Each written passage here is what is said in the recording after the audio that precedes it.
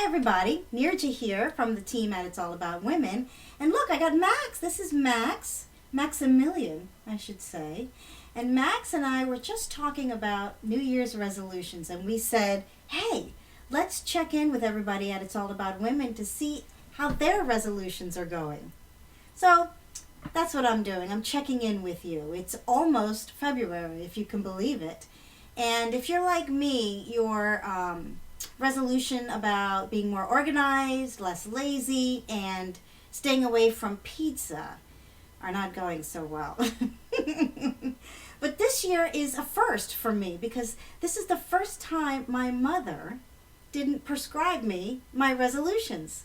You see, my mother is a doctor, which is great. Not really. You know, that means when it was take your kid to work day, my mom used to want me to come visit her when she had an autopsy. Yeah, that was not my idea of a fun Saturday morning. Neerja, guess what? This guy got hit by a train and his body is coming in a trash bag. You must come and check this out. Where I was like, no, I must not check that out, Mom. So every year she prescribes me my resolutions. So last year it was, oh yeah. She wanted me to finally grow up. So that didn't go too well. But in any case, remember that resolutions really are a great indicator to test yourself, to see how willing you are to change. Right? So when I said I'm not going to eat as much pizza, yeah, I knew I didn't want to change. But then so now I try to have resolutions that are more in line with what I want for myself. So I know that I have some fear, and I know I have some limiting beliefs, and I also know that overcoming them and moving past them is probably more important than losing the 15 pounds that I'd like to lose.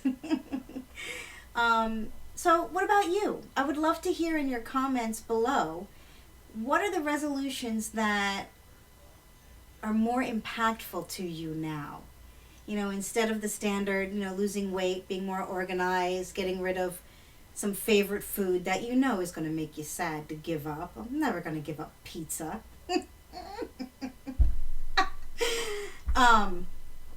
But what are they? What are the resolutions that you've come to know are way more meaningful than, that's the ones we always hear about?